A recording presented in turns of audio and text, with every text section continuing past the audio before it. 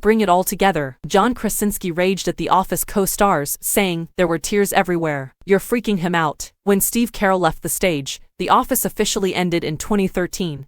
But for the majority of fans, the show's unofficial finale came 2 seasons earlier when Steve Carell said goodbye to his legendary role. Michael Scott's farewell was difficult for all of the performers to film, according to John Krasinski, who played Jim Halpert and functioned as producer and occasional director in addition to playing him in the mockumentary. For a little moment on Carell's last day at work, the Doctor Strange 2 star was able to maintain its composure, but the other crew members weren't so lucky. Krasinski, John urged everyone to maintain their composure. Steve Carell's departure from The Office wasn't a surprise because, 6 months before the season 7 finale, the actor made it clear that he wouldn't be returning to play Michael Scott in the future. Even though the staff members were aware of the actor's impending departure, John Krasinski claims that people were already crying all week, thus their position was not improved. The Monsters University star then asked everyone to calm down so that Carell wouldn't freak out. "Every time I arrived on set, folks had been sobbing nonstop for the entire week. I recall addressing individuals, such as members of the cast and crew. I said, guys, bring it all together. This is, after all, his farewell. You're frightening him. It's going to be all right," I said. "It's okay that his contract expired.